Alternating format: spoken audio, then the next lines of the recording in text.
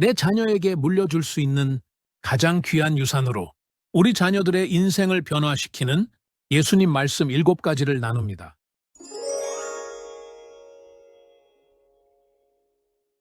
어제 저녁 8시 42분, 아파트 엘리베이터에서 한 어머니의 긴 한숨 소리를 들었습니다. 중학생으로 보이는 아들과 함께 있었는데 학원 가방이 2개나 되었습니다. 이렇게까지 해서 좋은 대학 보내면 뭐해? 행복하지도 않은데. 그 어머니의 작은 독백이 제 가슴을 찔렀습니다. 엘리베이터 문이 열리고 그들이 내린 후에도 그 말이 계속 귓가에 맴돌았습니다. 솔직히 고백합니다. 저도 목사이지만 똑같은 고민을 했습니다. 내 자녀에게 무엇을 남겨줘야 진짜 행복한 삶을 살 수 있을까? 아파트 한 채? 예금 통장? 좋은 학벌? 안정적인 직장? 부모라면 누구나 이런 고민을 하지 않습니까? 특히 우리 세대 부모들은 자녀에게 더 나은 것을 물려주기 위해 평생을 일했습니다. 새벽부터 밤늦게까지 일하고 절약하고 모으고 투자했습니다.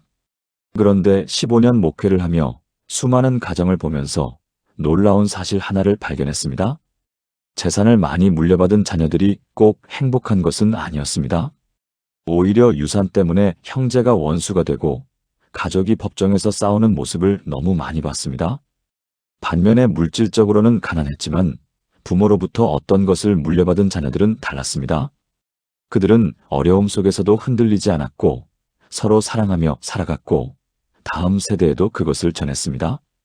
그 어떤 것이 무엇일까요? 2년 전 한 할머니를 만났습니다. 92세의 이순자 권사님이었습니다. 임종을 2주 앞둔 병상에서 3자녀와 7손주들이 모두 모였습니다. 그분은 떨리는 손으로 낡은 성경책을 꺼내셨습니다. 성경 곳곳에 색연필로 밑줄이 그어져 있고 여백마다 손글씨가 빼곡했습니다. 엄마가 너희에게 줄 수 있는 건 이것밖에 없구나. 하지만 이것이 세상 그 무엇보다 귀하단다. 그리고 7가지 예수님의 말씀을 하나씩 읽어주셨습니다. 각 말씀마다 이 말씀으로 엄마가 어떻게 살았는지 이야기해 주셨습니다. 그날 병실에는 눈물바다가 되었습니다. 놀라운 것은 그 후였습니다. 할머니가 돌아가신 후 그 가족은 더 단단해졌습니다. 매주 일요일마다 모여서 할머니가 남긴 7가지 말씀을 나누고 있습니다. 3대가 함께 모여 예배드리고 서로의 삶을 나누고 어려운 일이 있으면 함께 기도합니다. 그 모습을 보며 깨달았습니다. 진짜 유산은 부동산 등기부등본에 기록되는 것이 아니라 자녀의 영혼에 새겨지는 것입니다. 사라지는 재산이 아니라 영원한 진리입니다. 세상이 빼앗아갈 수 없는 하나님의 말씀입니다. 오늘 여러분과 함께 나누고 싶습니다. 내 자녀에게, 내 손주에게, 다음 세대에게 물려줄 수 있는 가장 귀한 유산. 인생을 변화시키는 예수님의 말씀 7가지를 함께 살펴보겠습니다. 이 말씀들은 단순한 교훈이 아닙니다. 2000년 동안 수억 명의 삶을 변화시킨 살아있는 능력입니다. 지금부터 하나씩 함께 나눠보겠습니다. 우리는 자녀들에게 공부 열심히 해라, 좋은 직장 다녀라, 돈 많이 벌어라는 말은 수없이 합니다.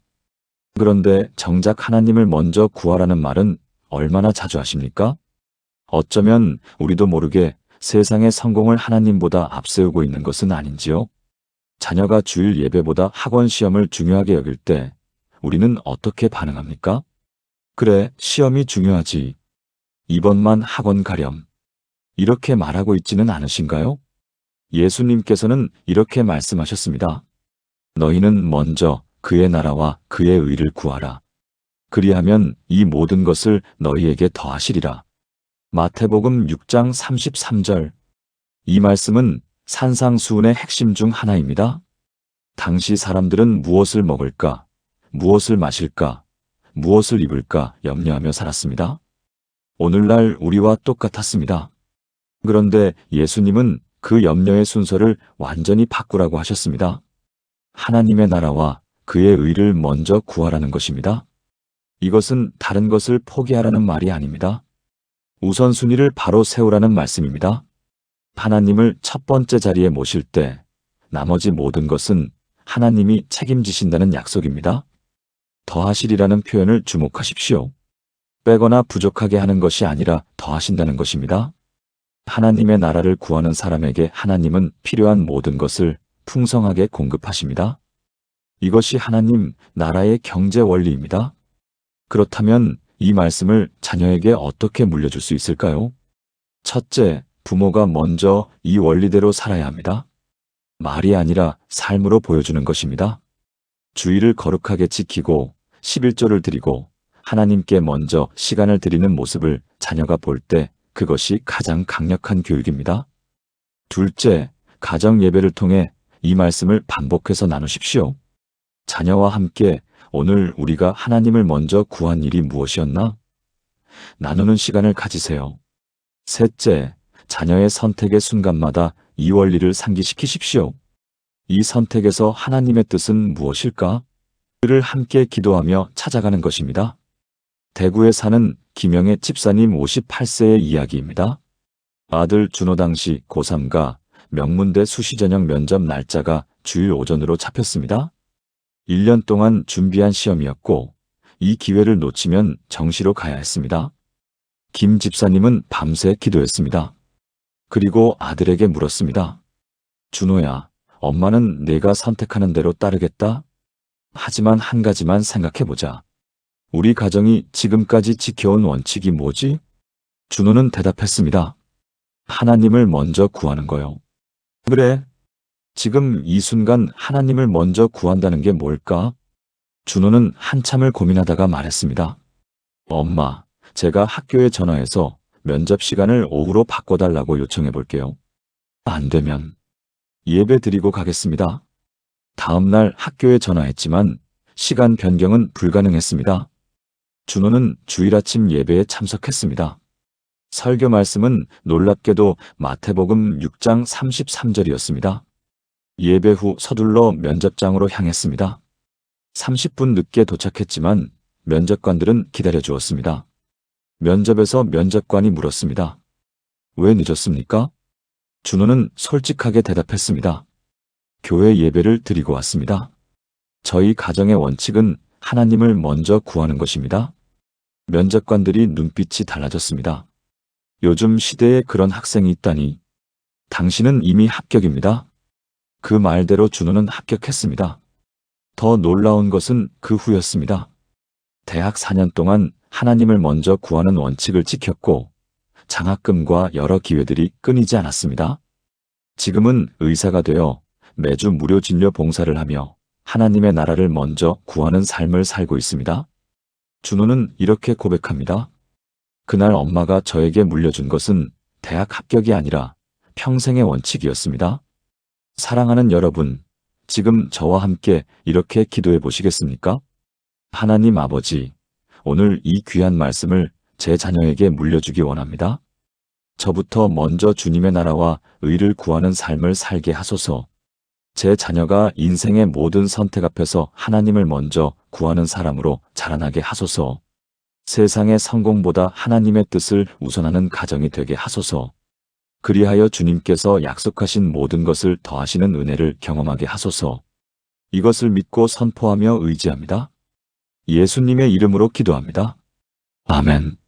이 한 가지 원칙만 자녀에게 물려줘도 그들의 인생은 완전히 달라집니다. 하나님을 먼저 구하는 자녀는 어떤 상황에서도 흔들리지 않습니다. 그런데 하나님의 나라를 구하는 삶에는 또 하나의 중요한 원칙이 있습니다. 바로 관계입니다.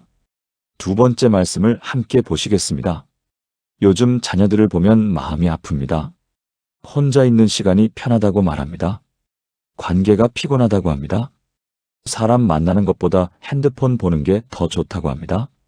학교에서도 직장에서도 심지어 가정에서도 각자의 방에 들어가 문을 닫아버립니다. 이것이 지금 우리 자녀들의 현실입니다. 그런데 더 큰 문제는 우리 세대도 그렇게 살아온 것은 아닌가 하는 것입니다.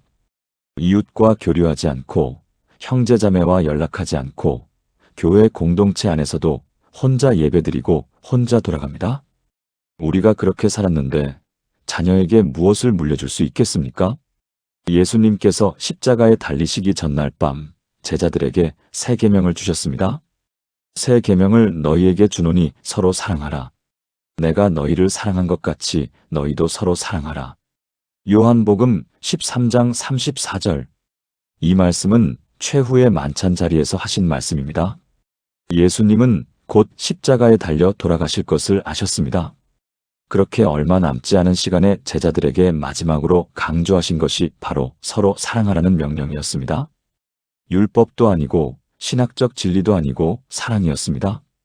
새 계명이라고 하신 이유가 있습니다. 구약에도 내 이웃을 내 자신같이 사랑하라는 명령이 있었습니다.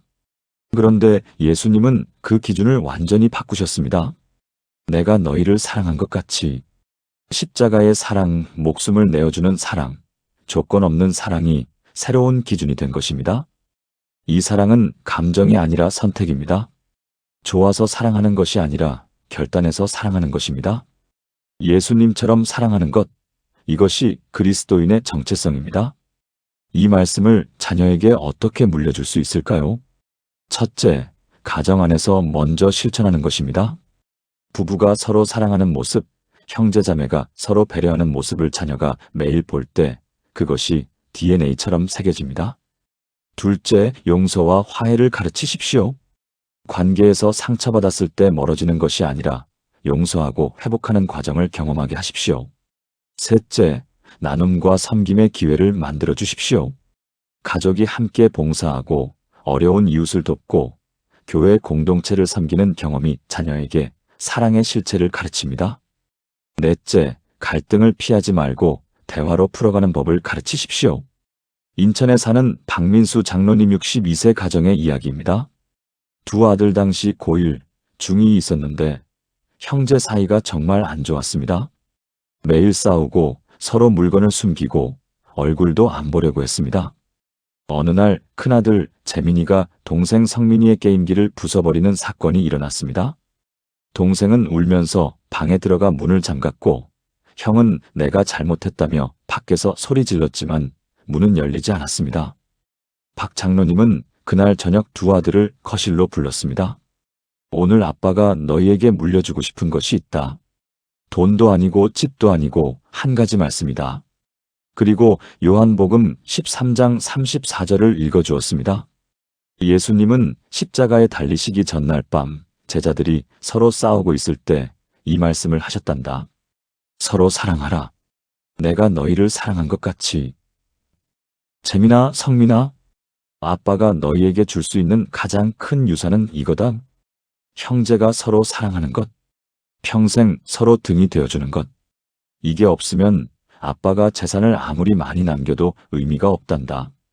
그날부터 박 장로님 가정은 매일 저녁 식사 후 10분씩 요한복음 13장을 읽고 오늘 서로를 어떻게 사랑했는지 나누는 시간을 가졌습니다. 처음에는 어색했습니다. 형이 학교 갈 때 문 열어줬어요. 동생이 제 필통 주워줬어요. 이렇게 작은 것부터 시작했습니다. 3개월이 지나자 달라지기 시작했습니다. 큰아들이 용돈을 모아 동생에게 새 게임기를 사주었습니다.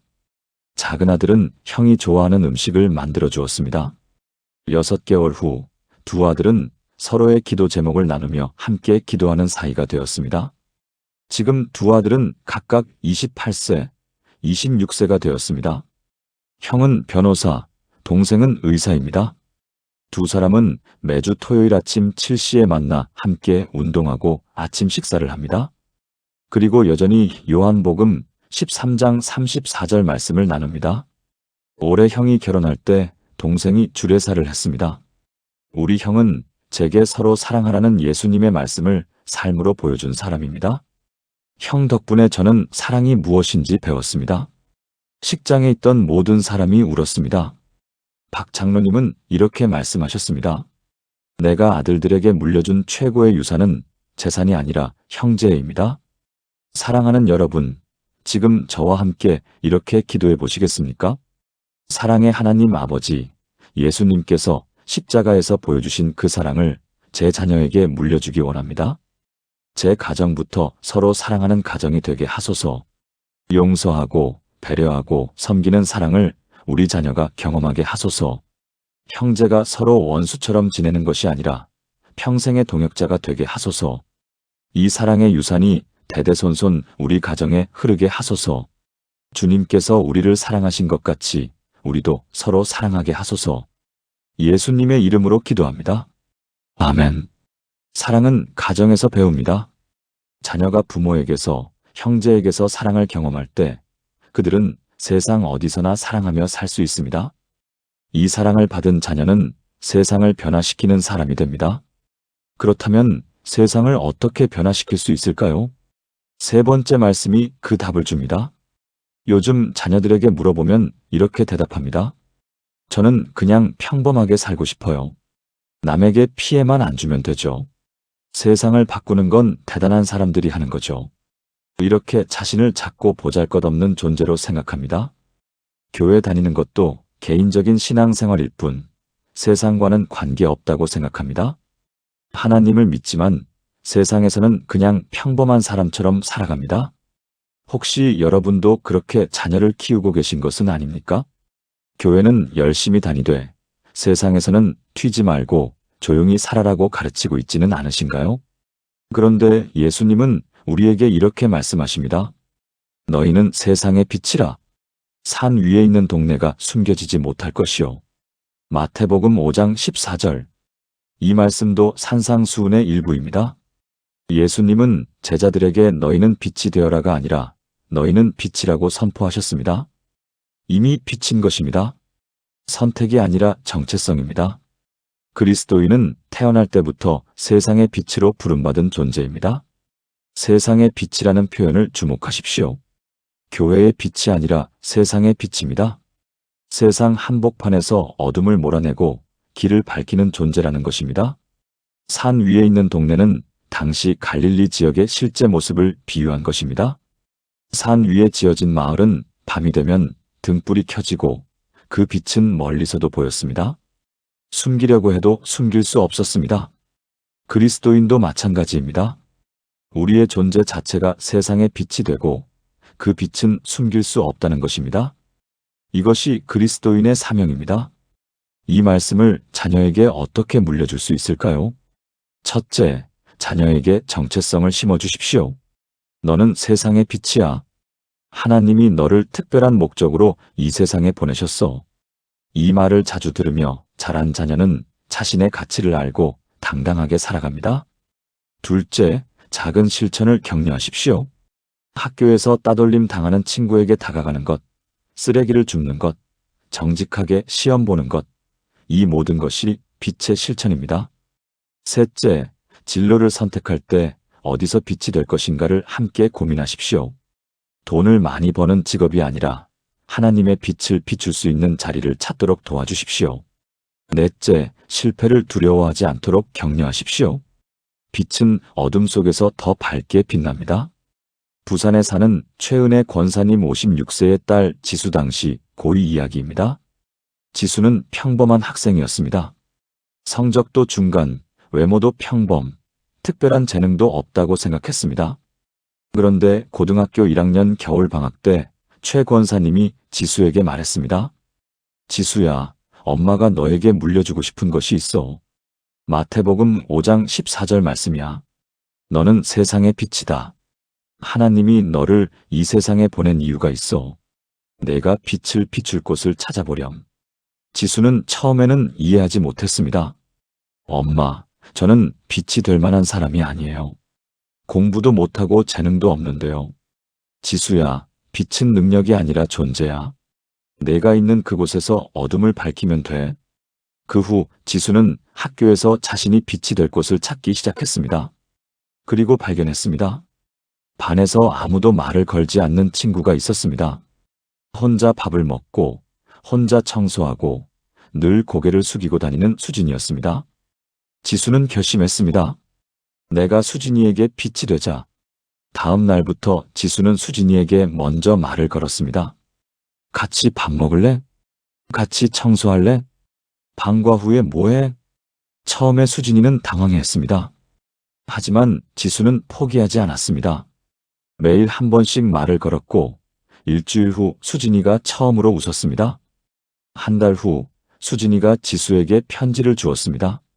지수야, 너 때문에 내가 살았어. 사실 나 자살하려고 했어. 세상에 나를 필요로 하는 사람이 없다고 생각했거든. 근데 내가 매일 나한테 말 걸어주고 나를 봐줬잖아. 그게 나한테는 빛이었어. 고마워. 지수는 그날 집에 와서 엄마에게 울면서 말했습니다. 엄마, 제가 진짜 빛이 될 수 있었어요. 제가 수진이를 살렸어요. 그 후 지수는 확신을 갖게 되었습니다. 자신이 세상의 빛이라는 정체성을 말입니다. 고등학교 3년 동안 지수는 외로운 친구들에게 다가가는 것을 멈추지 않았습니다. 대학에 가서는 상담학을 전공했고 지금은 학교 상담 교사가 되어 학생들의 빛이 되고 있습니다. 최 권사님은 이렇게 말합니다. 내가 딸에게 물려준 것은 직업이 아니라 사명이었습니다. 지수는 지금도 매일 아침 마태복음 5장 14절을 고백하며 하루를 시작합니다. 나는 세상의 빛이다. 오늘도 내가 있는 자리에서 빛을 비추리라. 사랑하는 여러분, 지금 저와 함께 이렇게 기도해 보시겠습니까? 빛이신 하나님 아버지, 우리 자녀가 세상의 빛이라는 정체성을 깨닫게 하소서. 작고 보잘것없다고 생각하는 자녀에게 하나님의 특별한 목적이 있음을 알게 하소서. 학교에서, 직장에서, 어디서든 그들이 있는 곳이 빛으로 밝아지게 하소서. 어둠을 두려워하지 않고 오히려 어둠 속에서 더 밝게 빛나는 자녀로 키우게 하소서. 이 세대에 하나님의 빛을 비추는 통로가 되게 하소서. 산 위의 동네처럼 숨길 수 없는 빛의 자녀로 살아가게 하소서. 예수님의 이름으로 기도합니다. 아멘. 자녀가 자신의 정체성을 아는 것만큼 중요한 것은 없습니다. 나는 세상의 빛이다라는 확신을 가진 자녀는 어떤 어려움도 극복합니다. 그런데 빛으로 살아가다 보면 상처받을 때가 있습니다. 오해받고 배신당하고 마음이 아플 때가 있습니다. 그때 필요한 것이 바로 네 번째 말씀입니다. 요즘 가장 안타까운 것은 용서하지 못하고 살아가는 사람들이 너무 많다는 것입니다. 부모와 자녀 사이에 오래된 앙금이 있고, 형제 간의 원한이 있고, 친구 사이에 배신의 상처가 있습니다. 특히 자녀들을 보면 한번 상처받으면 관계를 완전히 끊어버립니다. 다시는 그 애 안 봐요. 용서할 수 없어요. 평생 잊지 않을 거예요. 이렇게 마음을 닫고 용서하지 못합니다. 그리고 그 미움과 분노를 평생 가슴에 품고 살아갑니다. 이것이 얼마나 무거운 짐인지 아십니까? 용서하지 못하는 것은 결국 자신을 파괴하는 것입니다. 예수님은 용서에 대해 이렇게 말씀하셨습니다. 너희가 사람의 잘못을 용서하면 너희 하늘 아버지께서도 너희 잘못을 용서하시려니와 너희가 사람의 잘못을 용서하지 아니하면 너희 아버지께서도 너희 잘못을 용서하지 아니하시리라. 마태복음 6장 14절에서 15절. 이 말씀은 주 직후에 나오는 말씀입니다. 주의 우리 죄를 사하여 주옵시고 우리가 우리에게 죄 지은 자를 사하여 준 것 같이라는 구절이 있습니다. 예수님은 이 부분을 다시 한번 강조하셨습니다. 왜 그렇게까지 강조하셨을까요? 용서는 선택이 아니라 필수이기 때문입니다. 용서받은 사람은 반드시 용서하는 사람이 되어야 합니다. 이것이 하나님 나라의 원리입니다. 너희가 사람의 잘못을 용서하면이라는 표현을 보십시오. 조건부입니다. 하나님의 용서와 우리의 용서가 연결되어 있습니다. 이것은 두려운 말씀이기도 하지만 동시에 은혜로운 말씀입니다. 우리가 용서할 때 하나님의 용서가 우리 삶에 흘러넘친다는 의미이기 때문입니다. 용서는 상대를 위한 것이 아니라 자신을 위한 것입니다. 용서할 때 우리 영혼이 자유로워집니다. 이 말씀을 자녀에게 어떻게 물려줄 수 있을까요? 첫째, 부모가 먼저 용서하는 모습을 보여주십시오. 자녀가 잘못했을 때 화내고 야단치는 것으로 끝나는 것이 아니라 용서하고 회복하는 과정을 경험하게 하십시오. 둘째, 자녀가 상처받았을 때 함께 기도하며 용서를 연습하게 하십시오. 그 친구를 미워하는 마음을 하나님께 드리고 용서하는 마음을 구하자고 가르치십시오. 셋째, 용서의 결과를 이야기해 주십시오. 용서하지 않으면 어떻게 되는지, 용서하면 어떻게 자유로워지는지 실제 사례를 들려주십시오. 넷째, 가정에서 용서 선언의 날을 만드십시오. 서로에게 미안해, 용서해라고 말하는 시간을 정기적으로 가지십시오. 서울에 사는 강미란 집사님 60세의 아들 준영 당시 25세 이야기입니다. 준영은 대학교 3학년 때 가장 친했던 친구에게 배신을 당했습니다. 3년 동안 준비한 창업 아이디어를 그 친구가 먼저 특허 출원해버린 것입니다. 준영은 충격에 빠졌습니다. 함께 밤을 새우며 꿈을 이야기했던 친구가 자신을 배신한 것입니다. 분노와 원망이 마음을 가득 채웠습니다. 매일 밤 잠을 이루지 못했고 아무것도 할 수 없었습니다. 6개월이 지나도 마음이 풀리지 않았습니다. 그 친구의 SNS를 확인하며 잘 되는 모습을 보면 더 화가 났습니다. 학업도 취업 준비도 손에 잡히지 않았습니다. 엄마 강 집사님이 안타까워하며 물었습니다. 준영아, 엄마가 너에게 물려주고 싶은 말씀이 있다. 마태복음 6장 14절 말씀이야. 용서하라. 용서하지 않으면 내가 더 힘들어진단다. 준영은 소리쳤습니다. 엄마는 몰라요. 용서할 수 없어요. 3년을 빼앗긴 것을 어떻게 용서해요? 강 집사님은 말했습니다. 준영아, 용서는 그 친구를 위한 게 아니야. 너를 위한 거야. 지금 내가 그 친구에게 빼앗긴 건 3년이지만 용서하지 않으면 평생을 빼앗기게 돼. 그리고 함께 기도하자고 했습니다. 처음에는 형식적으로 기도했습니다. 하지만 매일 밤 엄마와 함께 그 친구를 위해 기도하기 시작했습니다. 하나님, 제가 용서하고 싶지 않지만 용서할 수 있는 마음을 주세요. 1개월, 2개월, 3개월. 기도가 계속되었습니다. 그러던 어느 날 아침, 준영은 놀라운 경험을 했습니다. 그 친구를 생각해도 더 이상 화가 나지 않았습니다. 가슴이 답답하지 않았습니다. 오히려 그 친구가 잘 되기를 바라는 마음이 들었습니다.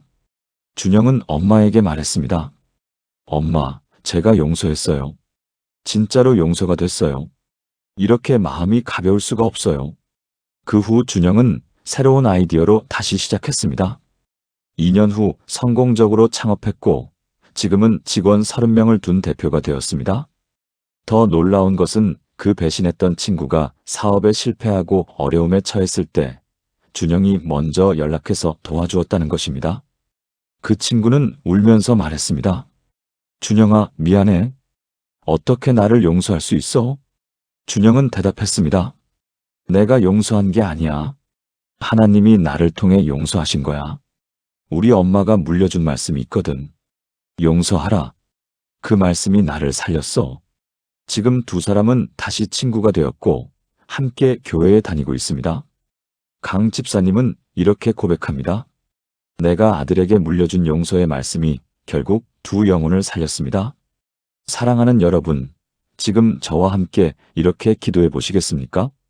용서의 하나님 아버지, 우리 자녀가 용서하는 법을 배우게 하소서. 상처받고 배신당했을 때도 미움으로 갚지 않고 용서로 응답하게 하소서.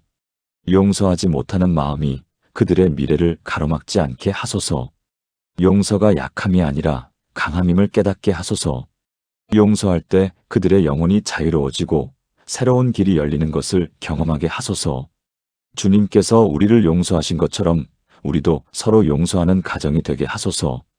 용서의 유산이 대대로 흐르는 가문이 되게 하소서. 예수님의 이름으로 기도합니다. 아멘. 용서는 인생에서 가장 어려운 결단이지만 동시에 가장 자유롭게 하는 선택입니다. 용서하는 법을 배운 자녀는 어떤 상처도 극복할 수 있습니다. 그런데 삶에는 용서만큼이나 우리를 힘들게 하는 것이 하나 더 있습니다. 바로 염려입니다. 5번째 말씀이 이 염려를 어떻게 다룰지 가르쳐 줍니다. 현대인의 가장 큰 질병이 무엇인지 아십니까? 바로 불안과 염려입니다. 우리 자녀들을 보십시오. 시험 걱정, 취업 걱정, 결혼 걱정, 미래 걱정으로 가득합니다. 아직 일어나지도 않은 일을 미리 걱정하며 잠을 못 이룹니다. 부모인 우리도 마찬가지입니다.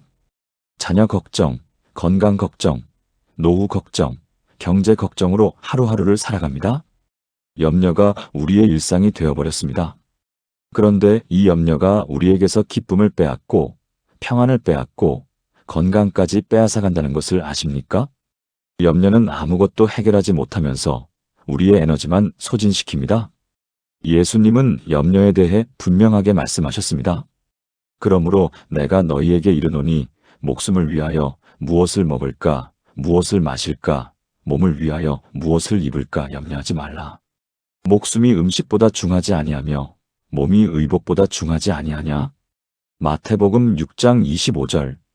이 말씀은 산상수훈의 하이라이트 중 하나입니다. 예수님은 공중의 새와 들의 백합화를 예로 들며 염려의 무익함을 말씀하셨습니다. 새들은 씨 뿌리지 않고 거두지 않지만 하늘 아버지께서 먹이십니다. 백합화는 수고하지도 길쌈하지도 않지만 솔로몬의 영광보다 아름답게 입혀집니다. 하물며 하나님의 자녀인 우리를 어찌 돌보지 않으시겠느냐는 것입니다. 염려하지 말라는 명령은 3번 반복됩니다. 25절, 31절, 34절에 계속 강조됩니다. 이것은 염려가 얼마나 인간의 본성에 깊이 뿌리 박혀 있는지를 보여줍니다. 동시에 하나님이 얼마나 이 문제를 심각하게 다루시는지도 보여줍니다. 염려는 불신앙의 표현입니다. 하나님을 신뢰하지 못하기 때문에 염려하는 것입니다. 반대로 염려하지 않는 것은 하나님을 신뢰하는 믿음의 표현입니다. 이 말씀을 자녀에게 어떻게 물려줄 수 있을까요? 첫째, 염려 대신 기도를 가르치십시오. 걱정이 생길 때마다 하나님, 이것을 맡깁니다라고 기도하는 습관을 들이게 하십시오. 둘째, 하나님의 신실하심을 증거하십시오. 과거에 하나님이 어떻게 돌보셨는지, 어떻게 공급하셨는지 가족의 이야기를 자주 들려주십시오. 셋째, 오늘에 집중하도록 가르치십시오. 내일 일은 내일 염려하고 오늘은 오늘의 할 일에 최선을 다하라고 가르치십시오. 넷째, 감사의 습관을 만들어 주십시오. 매일 저녁 오늘 하나님이 주신 은혜 3가지를 나누는 시간을 가지십시오. 감사할 때 염려가 사라집니다. 대전에 사는 윤석진 집사님 57세의 딸 하늘 당시 고3 이야기입니다. 하늘이는 불안장애를 앓고 있었습니다. 수능이 다가오면서 증상이 심해졌습니다. 밤마다 악몽을 꾸고 아침에 일어나면 심장이 빨리 뛰고 손이 떨렸습니다. 떨어지면 어떡하지? 인생이 끝나는 거 아닐까? 부모님 실망시키면 어떡하지? 이런 생각이 머릿속을 떠나지 않았습니다.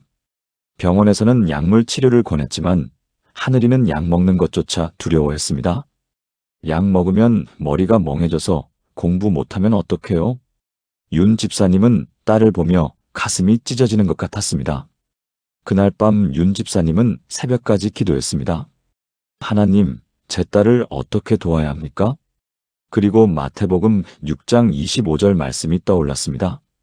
염려하지 말라. 다음 날 아침 윤 집사님은 하늘이를 불러 앉혔습니다. 하늘아, 엄마가 너에게 물려주고 싶은 말씀이 있어. 염려하지 말라. 예수님이 직접 하신 말씀이야. 그리고 매일 아침 함께 마태복음 6장 25절에서 34절을 읽기 시작했습니다.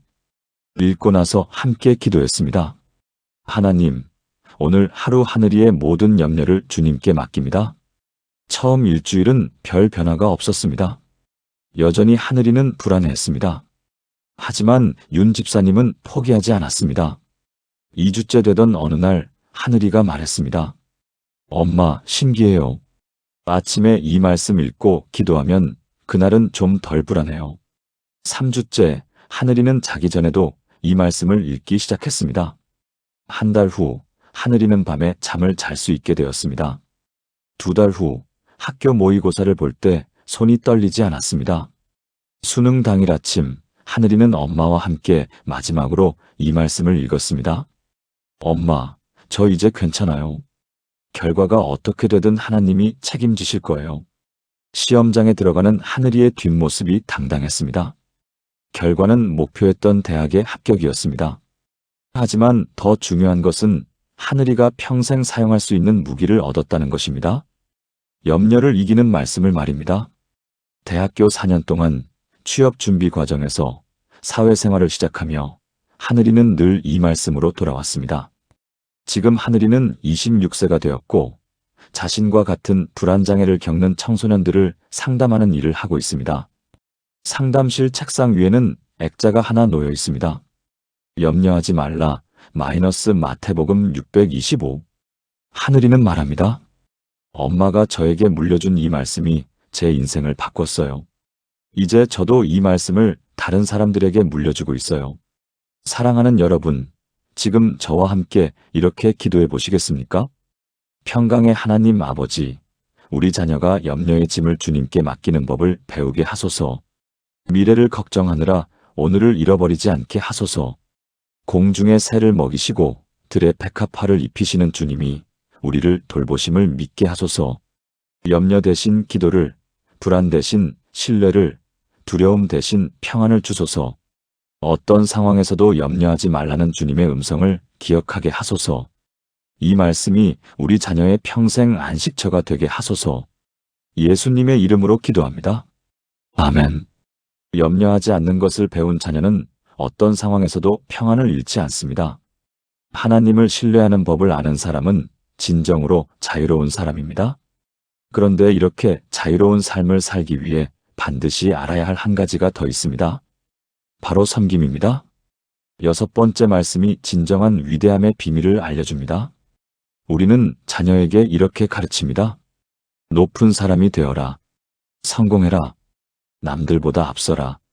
1등하라. 경쟁에서 이기는 것, 남보다 위에 서는 것이 성공이라고 가르칩니다.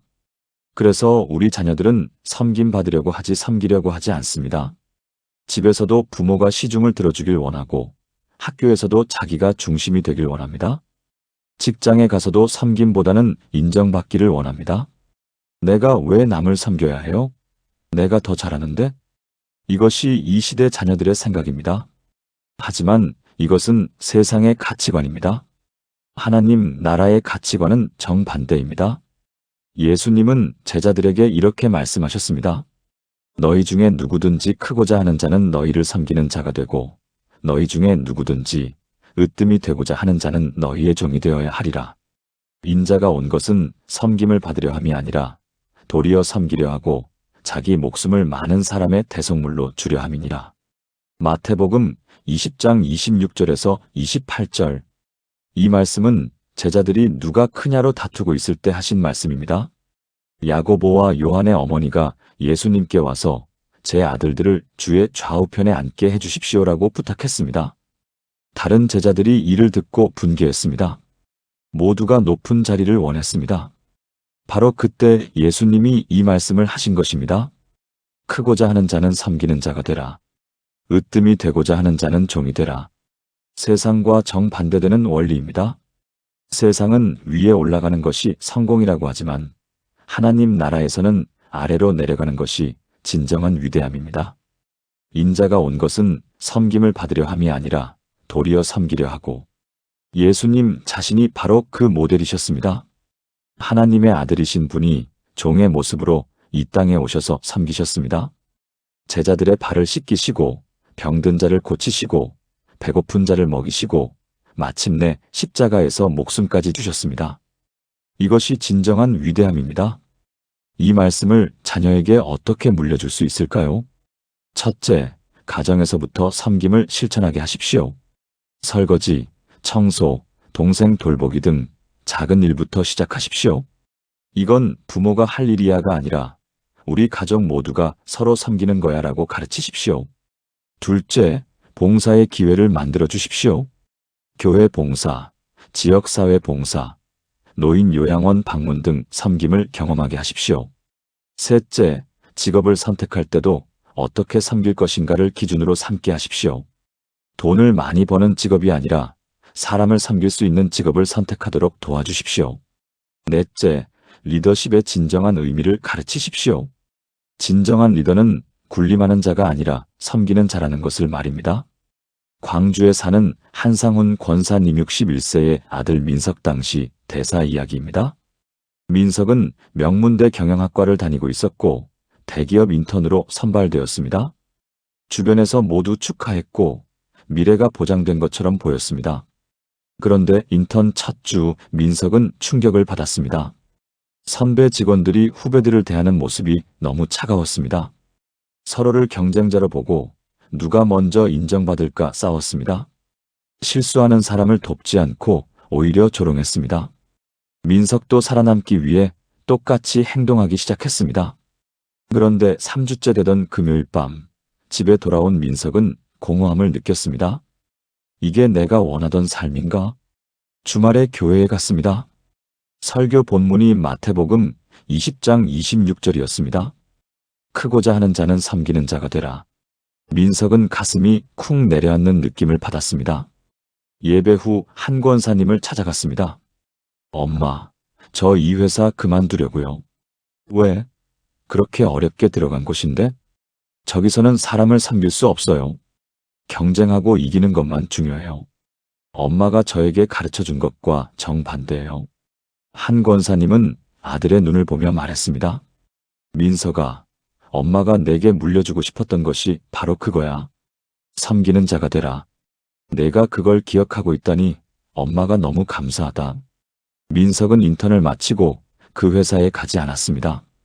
대신 1년 동안 해외 봉사를 다녀왔습니다.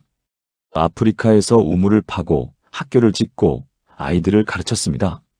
그 1년이 민석의 인생을 완전히 바꿨습니다. 한국에 돌아온 민석은 사회적 기업을 시작했습니다. 취약계층에게 일자리를 제공하고 수익의 50%를 지역사회에 환원하는 기업이었습니다. 처음 3년은 정말 힘들었습니다. 돈도 안 되고 주변에서는 왜 그렇게 사느냐고 했습니다. 하지만 민석은 포기하지 않았습니다. 엄마가 물려준 말씀이 있잖아요. 크고자 하는 자는 섬기는 자가 되라고. 5년이 지난 지금 그 기업은 직원 80명을 고용하고 있고 연 매출 100억을 달성했습니다. 더 중요한 것은 그 직원들의 90%가 한부모 가정, 장애인, 탈북자 등 사회적 약자라는 것입니다. 작년에 민석은 올해의 사회적 기업 가상을 받았습니다. 시상식에서 민석은 이렇게 말했습니다. 제가 여기 서 있는 이유는 저희 어머니가 물려준 한마디 말씀 때문입니다. 크고자 하는 자는 섬기는 자가 되라. 이 말씀이 제 인생의 나침반이었습니다. 한 권사님은 그날 울면서 기도했습니다. 하나님, 제가 아들에게 물려준 것이 재산은 아니지만 섬김의 정신을 물려준 것이 너무나 감사합니다. 민석은 지금도 매일 아침 회사에 출근하면 직원 식당에서 아침 식사를 준비합니다. CEO가 직원들을 위해 밥을 짓는 것입니다. 섬김을 받으려 함이 아니라 도리어 섬기려 함이니라는 말씀을 실천하고 있습니다. 사랑하는 여러분, 지금 저와 함께 이렇게 기도해 보시겠습니까? 섬기시는 예수님, 우리 자녀가 진정한 위대함이 무엇인지 깨닫게 하소서. 세상은 높은 자리를 추구하지만 하나님 나라에서는 낮아지는 것이 높아지는 길임을 알게 하소서. 크고자 하는 자는 섬기는 자가 되고 으뜸이 되고자 하는 자는 종이 되는 역사를 경험하게 하소서. 예수님께서 제자들의 발을 씻기신 것처럼 우리 자녀도 겸손히 섬기는 자가 되게 하소서. 섬김을 통해 진정한 행복과 성취를 발견하게 하소서. 이 섬김의 유산이 다음 세대에도 계속 이어지게 하소서. 예수님의 이름으로 기도합니다. 아멘.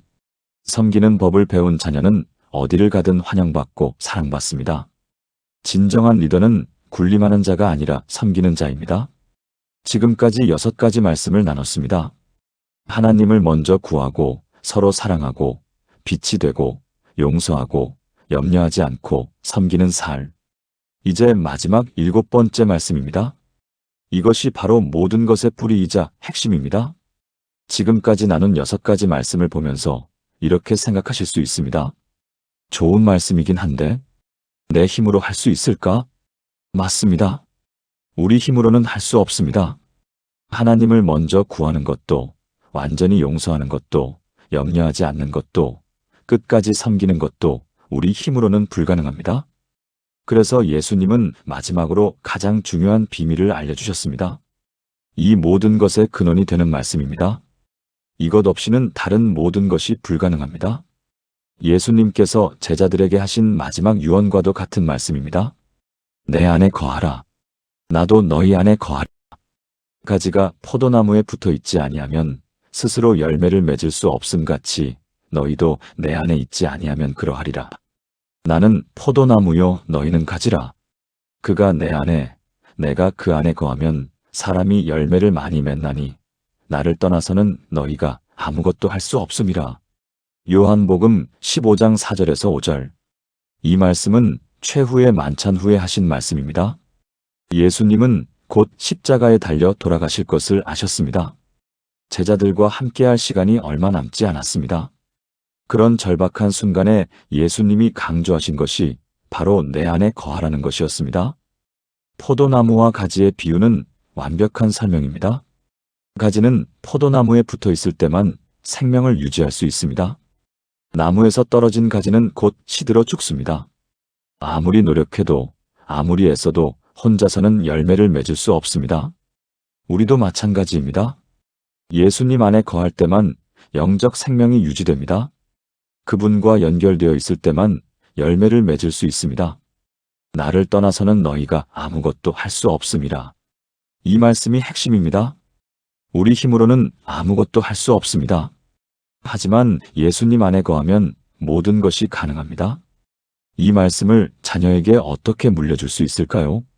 첫째, 말씀과 기도로 예수님과 연결되는 법을 가르치십시오. 매일 성경을 읽고 기도하는 것이 밥 먹는 것만큼 중요하다는 것을 알게 하십시오. 둘째, 예수님 없이는 아무것도 할 수 없다는 것을 솔직하게 고백하십시오. 부모가 먼저 나도 예수님 없이는 하루도 살 수 없어라고 말하십시오. 셋째, 어려운 일이 있을 때마다 예수님과 함께하면 할 수 있어라고 격려하십시오. 넷째, 가정 예배를 통해 온 가족이 예수님 안에 거하는 연습을 하십시오. 제주도에 사는 오현주 권사님 59세의 아들 진우 당시 중의 이야기입니다. 진우는 어렸을 때부터 착한 아이였습니다.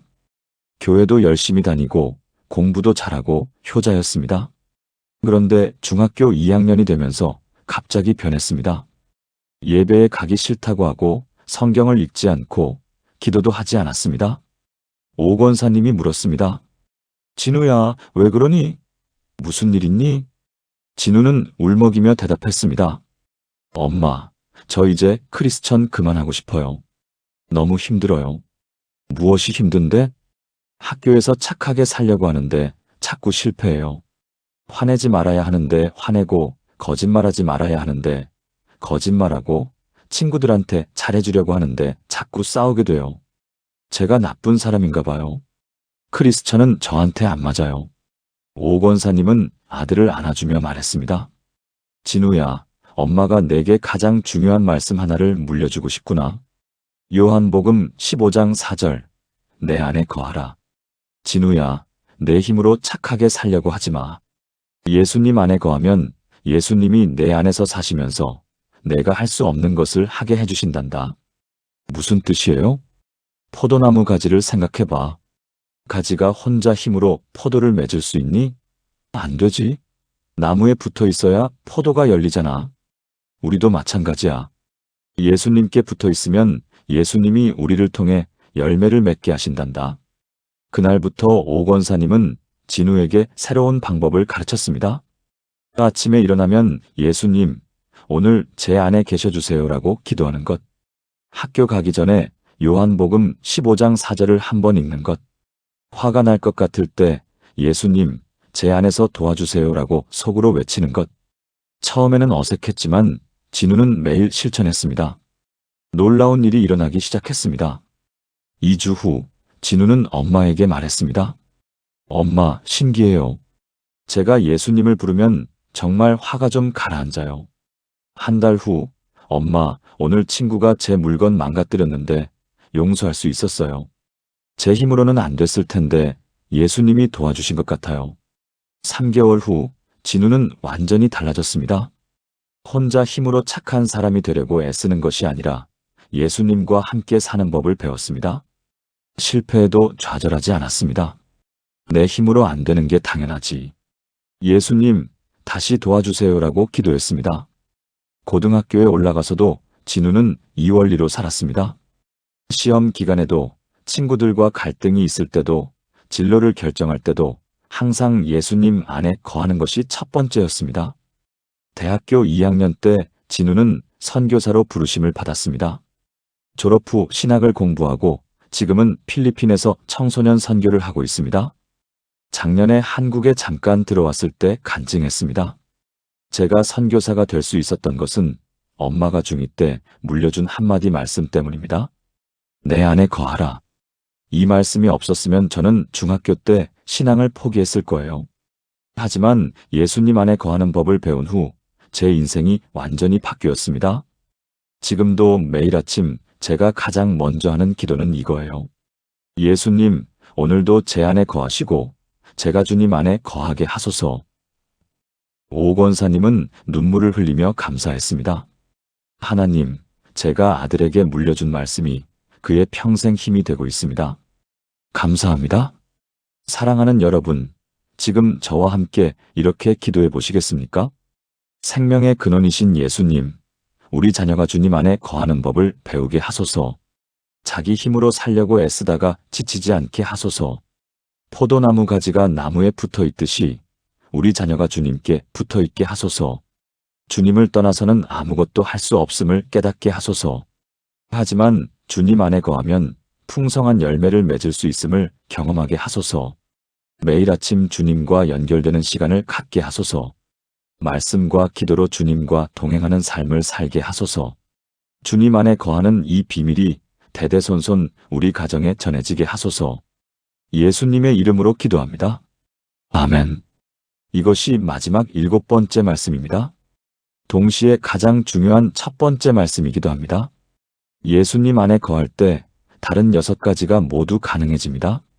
하나님을 먼저 구하는 것도, 서로 사랑하는 것도, 빛이 되는 것도, 용서하는 것도, 염려하지 않는 것도, 섬기는 것도 모두 예수님 안에 거할 때 가능합니다. 이것이 바로 그리스도인의 비밀입니다. 지금까지 나눈 7가지 예수님의 말씀을 하나의 기도로 드리겠습니다. 사랑하는 여러분, 함께 기도하시겠습니까? 전능하신 하나님 아버지, 오늘 이 시간 주신 7가지 말씀을 감사드립니다. 하나님을 먼저 구하라 하셨고, 서로 사랑하라 하셨고, 세상의 빛이 되라 하셨고, 용서하라 하셨고, 염려하지 말라 하셨고, 섬기는 자가 되라 하셨고, 주님 안에 거하라 하신 그 말씀들을 제 자녀에게 물려주기 원합니다. 이것이 아파트보다, 예금 통장보다, 그 어떤 세상의 유산보다 귀한 영원한 유산임을 고백합니다. 저부터 먼저 이 말씀대로 살게 하소서. 제 삶이 자녀에게 살아있는 증거가 되게 하소서. 우리 자녀가 인생의 모든 선택 앞에서 하나님을 먼저 구하게 하소서. 형제를 사랑하고 이웃을 사랑하고 원수까지 사랑하는 자녀로 키우게 하소서. 어둠 속에서 빛을 비추고 절망 가운데 희망을 전하며 세상을 변화시키는 빛의 자녀가 되게 하소서. 상처받았을 때 미움으로 갚지 않고 용서로 응답하게 하소서. 용서할 때 자유로워지고 새로운 길이 열리는 것을 경험하게 하소서. 내일을 염려하느라 오늘을 잃어버리지 않게 하소서. 공중의 새를 먹이시고 들의 백합화를 입히시는 주님을 신뢰하게 하소서. 높은 자리를 구하지 않고 낮은 곳에서 섬기는 자가 되게 하소서. 섬김을 통해 진정한 위대함을 발견하게 하소서. 무엇보다 예수님 안에 거하는 법을 배우게 하소서. 포도나무에 붙은 가지처럼 주님께 붙어 있어 풍성한 열매를 맺게 하소서. 이 7가지 말씀이 우리 가정의 가훈이 되게 하소서. 대대손손 전해지는 영적 유산이 되게 하소서. 우리 자녀가, 우리 손주가, 그 후손들이 이 말씀으로 살아가게 하소서. 세상이 빼앗아갈 수 없는 영원한 보화를 물려주게 하소서. 이 모든 것이 주님의 은혜와 능력으로 이루어질 것을 믿고 선포하며 의지합니다. 살아계신 예수 그리스도의 이름으로 기도합니다. 아멘. 사랑하는 여러분, 지금까지 우리가 함께 나눈 7가지 말씀을 기억하십니까? 첫째, 하나님을 먼저 구하라. 둘째, 서로 사랑하라. 셋째, 세상의 빛이 되라. 넷째, 용서하라. 다섯째, 염려하지 말라. 여섯째, 섬기는 자가 되라. 일곱째, 예수님 안에 거하라. 이것이 바로 내 자녀에게 물려줄 수 있는 가장 귀한 유산입니다. 세상의 재산은 쓰면 없어지지만 이 말씀은 쓸수록 더 풍성해집니다. 세상의 유산은 자녀의 통장 잔고를 늘려주지만 이 말씀은 자녀의 영혼을 키웁니다. 아파트는 언젠가 낡아지지만 이 진리는 영원합니다.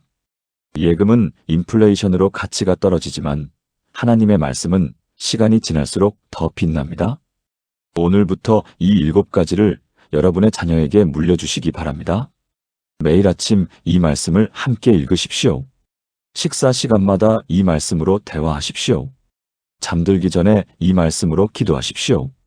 그리고 무엇보다 여러분이 먼저 이 말씀대로 사십시오. 자녀는 부모의 말이 아니라 삶을 배웁니다. 여러분이 하나님을 먼저 구하는 모습, 사랑하고 용서하고 섬기는 모습을 볼 때 자녀는 자연스럽게 따라옵니다. 이 영상이 도움이 되셨다면 좋아요를 눌러주시고 더 많은 분들이 이 귀한 말씀을 접할 수 있도록 공유 부탁드립니다. 그리고 여러분 가정에서는 이 7가지 중 어떤 말씀을 가장 먼저 실천하고 싶으신지 댓글로 나눠주세요. 저희 가정은 첫 번째 말씀부터 시작하겠습니다. 이렇게 다짐해 주시면 큰 힘이 됩니다. 하나님께서 여러분의 가정에 풍성한 은혜를 부어주시길 기도합니다.